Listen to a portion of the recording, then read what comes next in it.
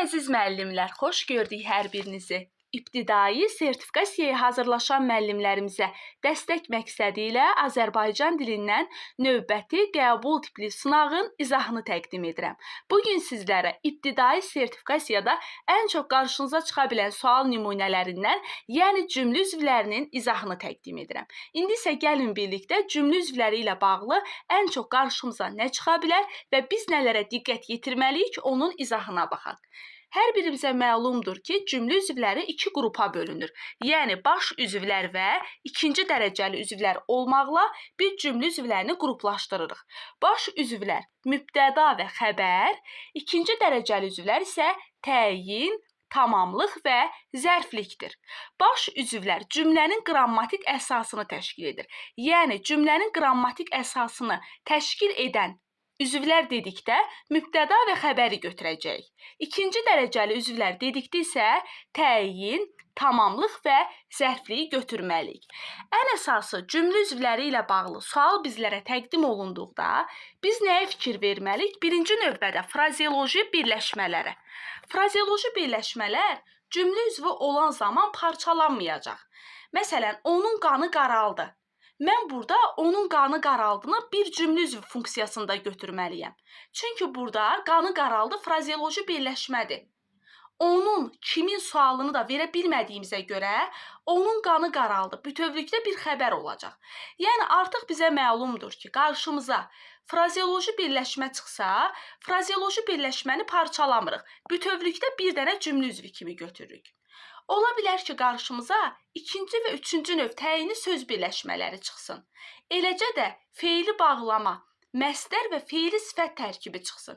Biz bunları da parçalamırıq. Nə qədər söz olursa olsun, onların hamısını bütöv bir cümlə üzvü funksiyasında götürürük. İndi gəlin bu dediyim qaydaları bu sınaqlar üzərində tətbiq edək və daha da yaxşı şəkildə mənimsəyək. Deməli, Məhəmməd Hadinin həyat faciəsi bizi çox kədərləndirdi. Aha, kədərləndirdi. Olacaq xəbər funksiyasında. Xəbərin xətti iki dənə düz xətti çəkirik. Kədərləndirdi. Nə qədər kədərləndirdi? Çox kədərləndirdi. Buradakı çox sözünü biz işlənmə məqamından asılı olaraq təyində götürə bilərik.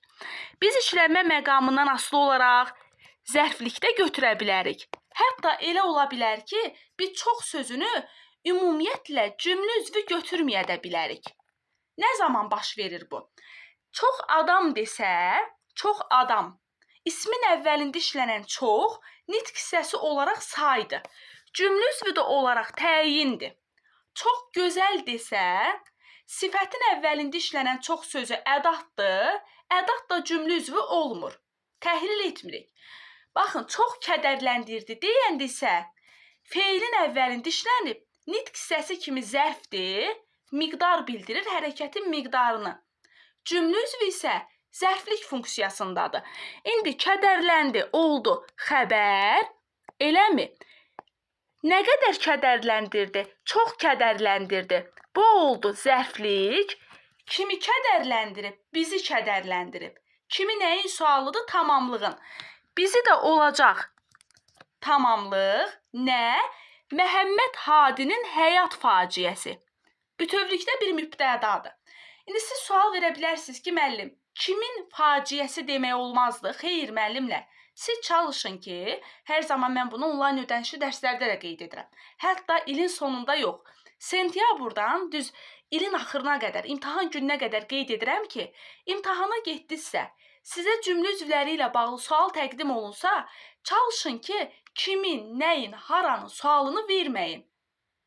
Yəni, kimin, nəyin, haranın sualını biz müstəqil şəkildə işlədə bilmirik.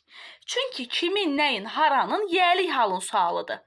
Axı, biz hələ ta ki, ismi keçəndə orada qeyd elədik ki, yəlik hal tək işlənmir, özündən sonra mənsubiyyət tələb edir. Yəliklə mənsubiyyət də yanaşı işlənir, bir cümlə üzvü olur. Ona görə də mən kimin həyat faciəsi deyə bilmərəm. Çünki kimin, nəyin, haranın sualını biz verə bilmərik. Yəlik halın müstəqil sualını bir cümlə üzvlərində işlətmirik. Baxın, indi burada bir daha qeyd edirəm. Kədərləndirdi, oldu xəbər. Nə? Məhəmməd Hadinin həyat faciəsi. Bütövlükdə oldu mübtəda. Kimi kədərləndirib, bizi kədərləndirib. Tamamlıq. Nə qədər kədərləndirib, çox kədərləndirib. Bu da oldu zərflik. Cavabımız olur B variantı. Siz əsas fikir verin bu çox sözünə ki, bu çox sözü burada indi feilin əvvəlində işləndiyinə görə oldu zərflik funksiyasında. İsmin əvvəlində işlənsəydi olardı təyin, sifətin əvvəlində işlənsəydi heç ümumiyyətlə cümlə üzvü olmazdı. Çünki köməkçi nitq hissələri cümlə üzvü ola bilmir. Köməkçi nitq hissələrindən bircə qoşmadır ki, istisna hallarda qoşulduğu sözlə bərabər cümlə üzvü funksiyasında ola bilir. Bəzən müəllim namizədlərimiz elə başa düşür ki, biz hər bir sözü cümlə üzvlərində təhlil etməliyik. Xeyr, məsələn qoşma verilə bilər, təhlil etməyə də bilərik, bağlayıcı verilə bilər, ədat verilə bilər, modal söz verilə bilər, nidalar, ara sözlər, xitablar, bunlar cümlə üzvü olmur. Belə, birinci sualın cavabı oldu B variantı. Keçək ikinci suala. Sual belədir. Yavərin Kərəm adlı köhnə bir tanışı vardı. Vardı xəbərdir. Suala cavab vermir, ismi xəbərdir. Predikativ xəbər. Vardını xəbər götürdük. Buradakı yavərin sözünə kimin sualını verməyin. Adətən, yəni bax, ən çox səhv olunan yer buradır. Kimin sualını verməyin, müəllimlər. Yavərin yəlik halı gördünüz. Qaçın bunun mənsubiyyətini axtarın. Bunun mənsubiyyəti hardadır? Yavərin tanışı. Bax, mənsubiyyəti də buradaymış. Gördünüz, heç yanında deyil. Nə qədər sözdən sonra biz onun mənsubiyyətini tapdıq. Yəliklə də mənsubiyyət birləşir. Nə əmələ gətir? İsmi birləşmə. İsmi birləşmələr də cümlə üzvü zamanı parçalanmır. Birinci növ istisna olmaqla. Bu üçüncü növdür də. Bütövlükdə nə olacaq? Kim var idi? Yavərin Kərəm adlı köhnə bir tanışı var idi. Bu cümlədə bir dənə mübtəda var, bir dənə də xəbər var. Cavab olur B variantı. Və ən çox onlayn dərslərdə eşitdiyimiz söz budur. Bu qədər böyük bir cümlənin, tutaq ki, niyə bir mübtəda, bir xəbəri var? Ona görə ki, biz burada nə görürük? Yəlik hal görürük. Yəliyi həmişə qeyd etmişəm ki, harda görsəz, yanında onun mənsubiyyətini axtarın. Lap yanında olmasa belə, cümlənin sonunda da olsa yəliyin mənsubiyyəti olacaq. Onlar da birlikdə, bütövlükdə bir dənə ismi birləşmə götürülür və cümlə üzvü zamanı parçalanmır. Bura qədər bir cümlə üzvüdür, bu da bir cümlə üzvüdür. Burada bir mübtəda, bir dənə də xəbər var. Daha deyə bilmərəm ki, kimin sualını verməyin, nəyin, haranın suallarını imtahana gedənlər bir zəhmət unutsunlar. Əgər unutmasaz, imtahanda Azərbaycanın paytaxtı Bakıdır, üzr istəyirəm desəz, Azərbaycanın paytaxtı Bakıdır. Bakıdırı götürün xəbər, hara Bakıdır? Azərbaycanın paytaxtı, bunu da mübtəda. Ona görə ki, Azərbaycanın yəlik haldır, paytaxtı mənsubiyyətdir. Yəliklə mənsubiyyət yanaşı gələndə parçalanmır. Bütöv götürün. Daha deməyin ki, haranın sualını unudun. Yaxşımı müəllimlər? Belə dərin izah edirəm ki, belə deyim ki, yəni imtahanda siz düzgün şəkildə sualları cavablandıra biləsiniz. Keçdi digər suala. Füzulinin zəngin ədəbi irsi xalqımızın mənəvi sərvətidir. Deməli əvvəldə Füzulinin yəlik hal var.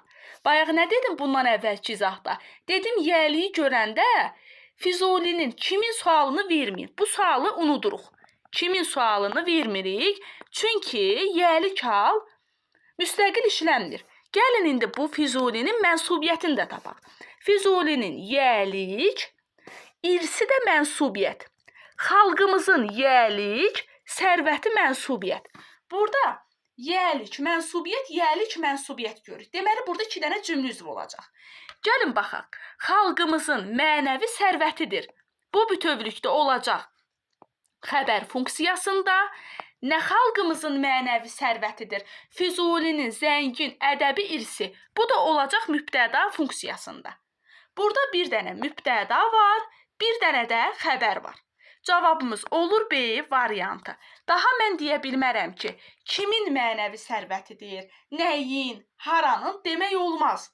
Yəliyi gördüzsə, yanında mənsubiyyətini tapırıq. Füzulinin zəngin ədəbi irsi oldu mübtəda. Xalqımızın mənəvi sərvətidir, oldu xəbər. Niyə xəbər dedi? Üzərində dir var, şəxs sonluğu. Bu cümlə bir mübtəda, bir dənə də xəbərdən ibarətdir. Cavab olur B variantı. Sonra keçək digər suala. Sual belədir. Sərdargilin mənim üçün kirayə elədiyi bir otaqlı mənzil xoşuma gəldi. Deməli, hələ xəbəri tapmamışdan yadda saxlayın ki, burada bir yəlik var. Bunun mənsubiyyətini də tapacaq. Xoşuma gəldi. Parçalaya bilərik müəllimlər, parçalaya bilmərik. Çünki xoşa gəlmək frazeoloji birləşmədir.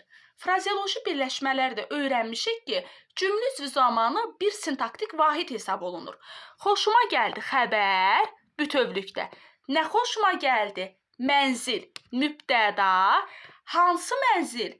Sərdargilin mənim üçün kirayə elədiyi. Sərdargilin elədiyi bu nədir? Feili birləşmədir. Bunu da parçalaya bilmərik. Hansı? Bir otaqlı. Burada nə var?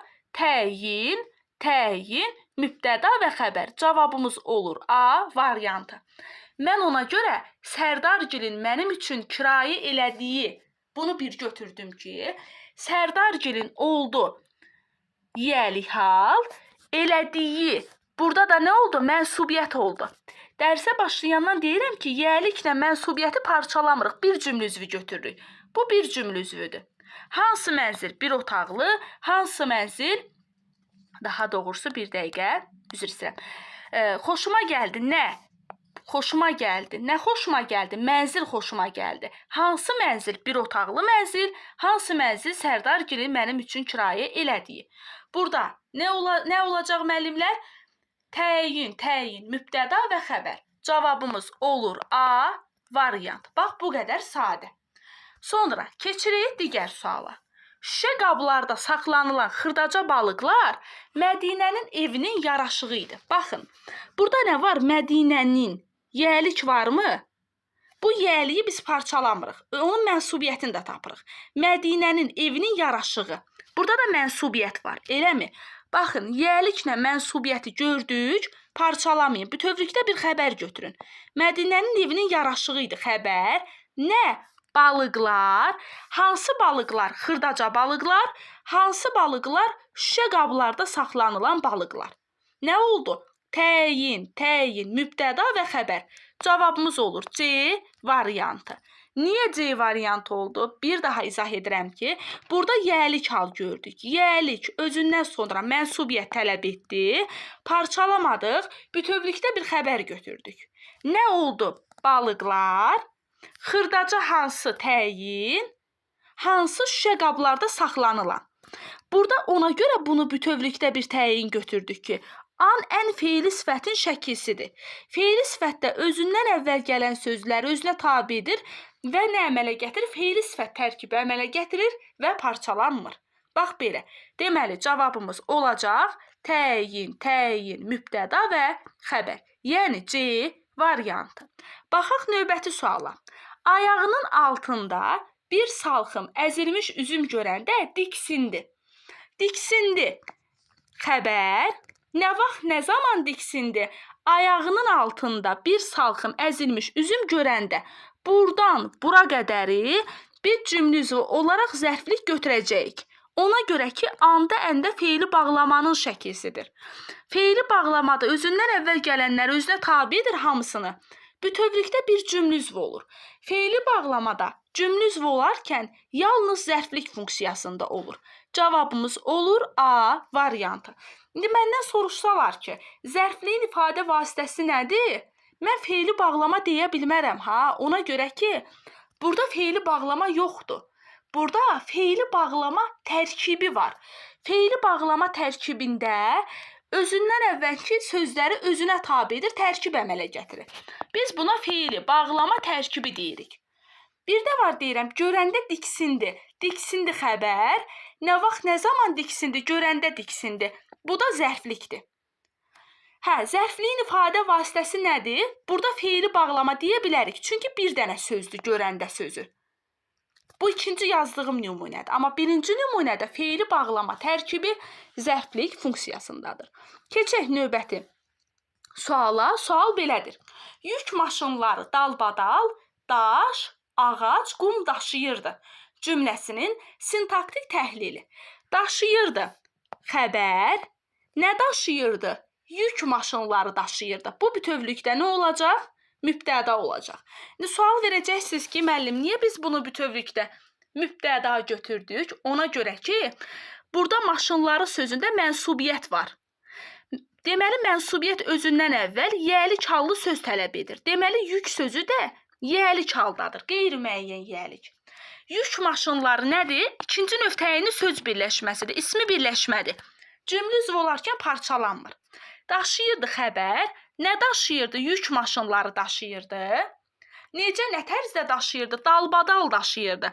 Hərəkətin icra tərzini bildirir, zərflikdir. Yük maşınları nə daşıyırdı? Daş, ağac, qum. İndi əsas məsələ buradadır ki, mən daş, ağac, qum sözlərinə nə sualını verdim. Amma mən buna nə sualı verib, mübtəda götürə bilmərəm. Deyəcəksiniz ki, müəllim, kim, nə, hara mübtədanın sualıdır da. Niyə buna nə sualı verib mübtəda götürmədik? Diqqətli olun. Yük maşınları daşı, ağacı və qumu daşıyırdı. Burada daşı, ağacı, qumu qeyri-müəyyən təsirli haldadır. Biz də ismin hallarına danışanda qeyd eləmişik ki, qeyri-müəyyən təsirli halın sualı nə sualıdır? Amma cümlə üzvü olarkən tamamlıq olur. Yəni, bunu mübtəda ilə qarışdırmayaq.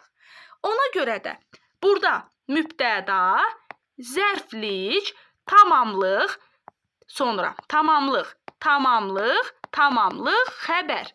Baxaq görək, belə bir variant var. Mübtəda, zərflik, tamamlıq, xəbər. Bəli, cavab olur D variantı. Bax, bəzən belə sual verirlər. Bazarda fəhlə axtarırlar. Bazarda, gəlin yazaq, bazarda fəhlə axtarırlar. Deməli, axtarırlar xəbər, harada axtarırlar? Bazarda axtarırlar. Zərflik. Müəllimlər sual verir ki, kimi axtarırlar? Deyirəm ki, kim demək olmaz. Yenə bir sual ortaya çıxır. Axı, insan anlayışıdır da. Xeyr, müəllimlər. Bazarda fəhləni axtarırlar. Bu qeyri-müəyyən təsirli haldadır. Qeyri-müəyyən təsirli halın da sualı nə sualıdır? Və cümlə üzvü olaraq da tamamlıq funksiyasında olacaq. Burada fəhlə sözünə biz mübtəda deyə bilmərik. Nə olsun ki, insan anlayışı var. Qaydamız belədir ki, qeyri-müəyyən təsirli halda olan söz canlı və cansız olmağından asılı olmayaraq nə sualına cavab verəcək? Və cümlə üzvü olaraq da tamamlıq olacaq.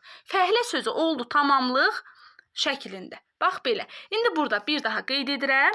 Yük maşınları mübtədadır. Dalbadal zərflikdir. Daşı tamamlıq, ağacı tamamlıq, qumu tamamlıq daşıyırdı da xəbər. Cavabımız olur D variantı. Belə. Sonra baxaq növbəti sualın izahına. Böyrü üstə sərilmiş ceyranın axırıncı ürək döyüntülərini aşkar görürdüm. Yenə qayıdır o yəlik məsələsinə. Müəllimlər, fikir verirsiniz, testlərin hər birində yəliyə toxunulubdur. Yəliklə mənsubiyyətə. Məhz elə keçən ildə imtahanda belə idi. Sizin gözünüz nəyə axtarsın? Yəliklə mənsubiyyəti. Ceyranın yəlik, döyüntüləri mənsubiyyət. Eləmi? Deməli, burada biz artıq ceyranın və döyüntüləri sözünü bütövlükdə bir cümlə üzvü götürəcəyik. Görürdüm xəbər, necə, nə tərzdə görürdüm, aşkar görürdüm. Zərflik, nəyi görürdüm? Ceyranın ürək döyüntülərini. Bu olacaq mübtəda, hansı ceyranın böyrü üstə sərilmiş, bu da olacaq təyin. Böyrü üstə sərilmişi ona görə bütöv götürdük ki, buradakı miş nədir? Feili sifət şəkilsidir. Özündən əvvəlki sözləri özünə belə deyim də tabi edir və bütövlükdə bir cümlə üzvü olur təyin funksiyasında. Yəni burada indi bir də baxaq. Görürdüm oldu xəbər. Necə, nə tərzdə görürdüm? Aşkar görürdüm zərflik. Nəyi görürdüm? Ceyranın ürək döyüntülərini görürdüm. Oldu tamamlıq. Hansı ceyranın böyrü üstə sərilmiş oldu təyin. Bax, cavabımız olur A variantı. Bəzən yenə qeyd edirəm, çünki bizim hətta məsələn indi belə ödənişli qruplarda olan müdavimlərimizdən sual-cavab edirik axşam saatlarında. Həmin sual cavabda mən adətən bunlara toxunuram. Yəni sual verirəm, deyirəm, məsələn, Azərbaycanın paytaxtı Bakıdır. Adətən əksəriyyət deyir ki, Azərbaycanın, haranın? Məsələn, onu bütöv götürmür də, Azərbaycanın paytaxtını parçalamaq olmaz. Çünki yəlik varsa, onun yanında mənsubiyyəti də olacaq. İndi burada da Ceyranın sözündə yəliyi gördüksə, bilin ki, onun mənsubiyyəti harda olsa var. Mənsubiyyətini də tapırıb bir cümlə üzvü götürürük. Yəni parçalamırıq. Cavabımız olur A variantı. Baxaq növbəti suala. Sual belədir. Hamı Kərim dayının söhbətinə düşünərək susurdu. Susurdu. Kim susurdu? Hamı susurdu. Eləmi? Burada hamı mübtədadır, susurdu da xəbərdir. Hamı necə, nə tərzdə susurdu? Kərim dayının söhbətini düşünərək. Bu da nə oldu? Zərflik oldu. Niyə? Burada ara gərək var. Feili bağlamadır. Özündən əvvəlki sözləri özünə tabi edib, feili bağlama tərkib əmələ gətirir. Və bütövlükdə bir cümlə üzvü olur. Mübtəda, zərflik və xəbər. Cavabımız olur D variant. Bax, bu qədər sadə. İndi müəllimlər, əlavə olaraq bu sualını izah etmirəm, üzrü sayın, bu sual 2 dəfə gedib. İndi mən sizə nədən danışacağım? Bir balaca da diqqətli olun. İmtahanda qarşınıza çıxacaq. Bir var sadə cümlə üzvü, bir də var mürəkkəb cümlə üzvü. Yəni imtahanda çıxa bilər ki, qarşınıza mübtəda mürəkkəb cümlə üzvüdür və yaxud da ki, mübtəda sadə cümlə üzvüdür. Deyirəm ki, bax diqqətli olun. Zəhra gəldi. Gəldi. Kim gəldi? Zəhra gəldi. Bu cümlə mübtəda və xəbərdən ibarətdir. Mübtədanın ifadə vasitəsi nədir? Zəhra ismi. Görürdümün, üzr istəyirəm, gəldinin ifadə vasitəsi nədir? Yəni xəbərin ifadə vasitəsi nədir? Gəldi feili. Mübtədanın da, xəbərin də ifadə vasitəsi əsas nitq hissəsidirmi? Bəli. Deməli, mübtəda da xəbərdə sadə cümlə üzvüdür. Əgər cümlə üzvlərinin ifadə vasitəsi nitq hissəsi olsa, sadə cümlə üzvüdür. Yox, desə ki, Zəhranın anası gəldi. Gəldi kim? Zəhranın anası. Deməli, burada mübtədanın ifadə vasitəsi nə olacaq? Zəhranın anası ismi birləşmə olacaq. Mübtədanın ifadə vasitəsi söz birləşməsi olduğuna görə mübtəda olacaq mürəkkəb cümlə üzvü. Mürəkkəb. Amma nitq hissəsi olanda olur sadə cümlə üzvü. Anam gəldi. Məsələn, anamı çağırdılar. Çağırdılar kimi? Anamı. Mübtədanın ifadə vasitəsi nitq hissəsi olduğuna görə, daha doğrusu tamamlığın ifadə vasitəsi nitq hissəsi olduğuna görə tamamlıq sadədir. Bir də deyirəm, mənim anamı çağırdılar. Tamamlığın ifadə vasitəsi söz birləşməsi olduğuna görə tamamlıq olacaq mürəkkəb cümlə üzvü funksiyasındakı, bunu da dəfələrlə qeyd etmişəm. Bundan əlavə qarşımıza nə çıxa bilər müəllimlər? Bir də ismi xəbər və feili xəbər anlayışı da çıxa bilər. Xəbərə baxırıq. Əgər xəbər feillə ifadə olunubsa, olacaq feili xəbər. Məsələn, Zəhra gəldi. Gəldi xəbərdir. Nə ilə ifadə olunub? Feillə, feili xəbərdir. O gələcək. Nə ilə ifadə olunub? Gələcək feili ilə, feili xəbərdir. Əgər feillə ifadə olunubsa, feili xəbərdir. Yox, əgər isim, sifət, say, zərf, əvəzlik, yəni feildən başqa digər əsas nitq hissələrindən ifadə olunubsa, olacaq ismi xəbər. Yəni isimlə, sifətlə, sayla, zərflə, əvəzliklə ifadə olunubsa, xəbər, ismi xəbərdir. Bir də məstər var. Mənim arzum oxumaqdır. Burada məstəri gördüksə, oxumaqdır. Məstər də ismi xəbər olur. Bunu yadda saxlayın, ismi xəbər olur məstərdə. Mənim qızım oxuyandır. Feili sifəti gördüksə, feili sifət ismi xəbərdir. Yəni feili sifətlər, məstərlər, əvəzliklər, zərflər, isim, sifət, say, bunun hamısı ismi xəbərdir. Bircə dənə feilin şəkilləri ki var, onlar feili xəbər olacaq. Bax belə müəllimlər. Ümidvaram ki, bu izahımız azacıq da olsa sizlər üçün faydalı oldu. İbtidai sertifikasiyaya qədər qəbulda qarşınıza nə çıxa bilər? Sırf onların izahını sizlər üçün kanalda yükləyəcəyəm. Əgər videolarımız faydalıdırsa, davamlı şəkildə ta ki ibtidai sertifikasiyaya qədər bu tip video izahları kanalımızda görmək istəyirsinizsə, Videolarımızı bəyənməyi, izahlarım haqqında fikirlərinizi rəylər bölməsində qeyd etməyi və ən əsası kanalımıza abunə olmağı unutmayın. Sağ olun, hər birinizə bu çətin yolda uğurlar arzu edirəm. İnşallah ki, sayılı günlərdən sonra hər biriniz bu videonun rəylər bölməsində yüksək nəticələrini mənimlə paylaşarsınız. Sağ olun, salamat qalın.